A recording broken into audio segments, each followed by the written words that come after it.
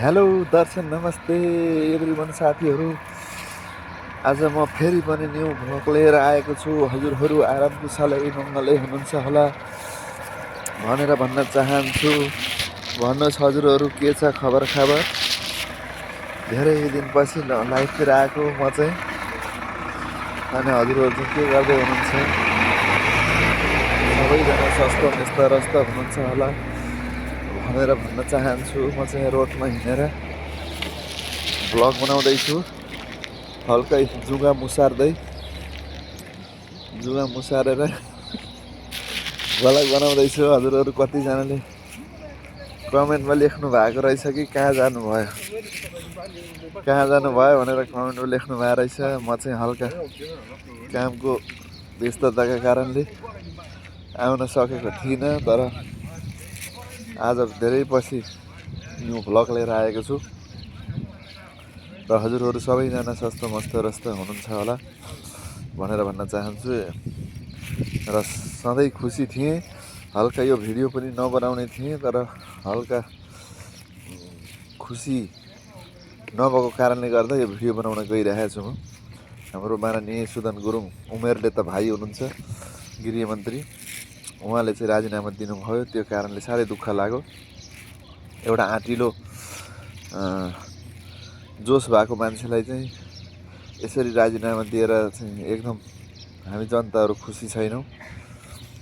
केही मासु भातेहरूले चाहिँ राजीनामा दिनुपर्छ, यो भएन ऊ भएन भनेर भन्दैमा यो राजीनामा दिनु एकदम गलत थियो, दिनुहुन्न थियो। तर हामीलाई जहाँसम्म लाग्छ फेरि पनि फर्केर सुदन गुरुङजी नै आउनुहुन्छ राजीनामा के भन्छ गृहमन्त्रीमा भनेर भन्न चाहन्छु।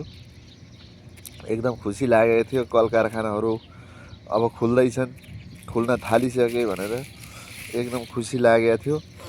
अब नेपालै फर्केर केही गर्ने भन्ने हाम्रो पनि सोच इच्छा चाहना जागिसकेको थियो। तर 26 दिन नपुग्दै चाहिँ यो राजीनामा दिँदाखेरि चाहिँ अलिकति मनमा कता दुःख लागेको छ। तर टेन्सन नगर्नु सुदन गुरुङ भाइ। अब उमेरले त भाइ भन्न पर्यो, तर अब पदले त हामीले त माननीय सम्मानीय नै भन्नुपर्छ हजुरलाई। त्यही भएर टेन्सन नगर्नुहोस्, फेरि पनि हजुर नै हुने हो। यो मासु भातेहरूले झुटो आरोप लाएर केही हुनेवाला छैन। 38 वर्षदेखि ठग्दाखेरि उनीहरूले खरबौँ ठगेर चाहिँ दुनियाँ नेपाल नभर्न नसकेर नभरिएर चाहिँ विदेशसम्म राख्दाखेरि चाहिँ केही नहुने। अनि आफूले दुःख गरेर कमाएको पैसा चाहिँ अनि कहाँबाट आय स्रोत भनेर त्यो बाहना गराएर मासु भातेहरूले त्यो गराएको। तर टेन्सन नगर्नुहोस्, फेरि आउने तपाईँ नै हो।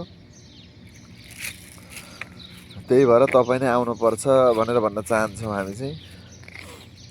नत्र अरू आएर चाहिँ काम छैन। त्यही भएर बालेन दाइलाई पनि म के भन्न चाहन्छु भने सबैले सम्हाल्न सक्ने पोस्ट होइन गृहमन्त्री भनेको। अलिकति आँट र जोस भएको चाहिन्छ। त्यो भित्रभित्र सुलसुले बाहिर खुलखुले त्यो पाराका मान्छेले गृहमन्त्री पोस्ट सम्हाल्न सक्दैनन्। आँट भएको मान्छे चाहिन्छ, दम भएको मान्छे चाहिन्छ। दम भएको भनेको सुदन गुरुङ र बालेन दाई र रवि दाई, तीनजना हुन्। यो तीनजना भएपछि अरू पछाडि लागेर सपोर्ट गर्दा पनि हुन्छ। तीनजना एकदम आँट भएको मान्छे र बाँकी पुरा जनता हामी साथमा छौँ। र फेरि गृहमन्त्री सुदन गुरुङ नै चाहिन्छ हामीलाई चाहिँ भन्ने जतिले सबै यो भिडियोमा कमेन्ट गर्नुहोला, लाइक सेयर गर्नुहोला भनेर भन्न चाहन्छु। र अलिकति ध्यान दिनुपर्ने कुरा चाहिँ के छ भने यी मासु भातेहरूले आरोप लाएर केही फरक पर्दैन। तर केही खराब मान्छेहरू हाम्रो राजसभा पार्टीमा पनि छन्। रवि दाई, बालेन दाई र सुदन गुरुङज्यू सुन्नु होला।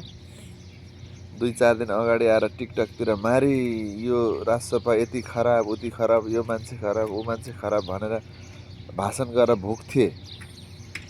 राजसभाकै संसदहरू छन्। रवि दाई, बालेन दाई, सुदन दाई सुन्नु होला।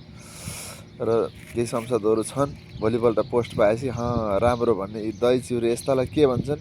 मासु भाते दही चिउरे छिप्केली छेपारो, जता पनि ल्याप्पा टाँसिने। यी मान्छे गतिला होइनन्, यी पोस्टका मान्छे हुन्। त हुन त तपाईँहरूलाई रवि दाई बालेन दाईलाई थाहा नै छ कि आफ्नै पार्टीमा नि कुन कुन मान्छे यस्ता छन् भन्ने कुरो।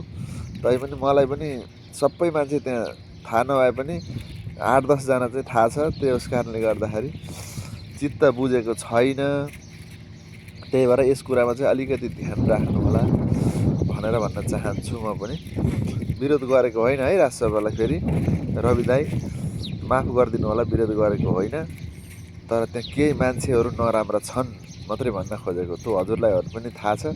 बिस्तारै राम्रा भयो भने पनि ठिकै छ, नराम्रा भयो भने कचेडा क्लिन गर्नुपर्छ, झाडु मारेर फाल्नुपर्छ, नो प्रब्लम त्यसमा। तर अलिकति ध्यान चाहिँ दिनपर्छ र गृहमन्त्री चाहिँ फेरि सुदन गुरुङ नै चाहिन्छ हामीलाई।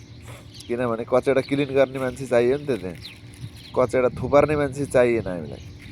अरू भनेको अलिक दम नभएकै देख्छु मैले त्यहाँ। मैले राजसभामा सबभन्दा मेरो फेभरेट मन पराउने मैले देखेको भनेको एकदम मेरो जबसम्म सिधा कुरा जनतासँग रवि दाई आउनु भएको थियो त्यतिखेरदेखि म रवि दाईको बिग फ्यान हो।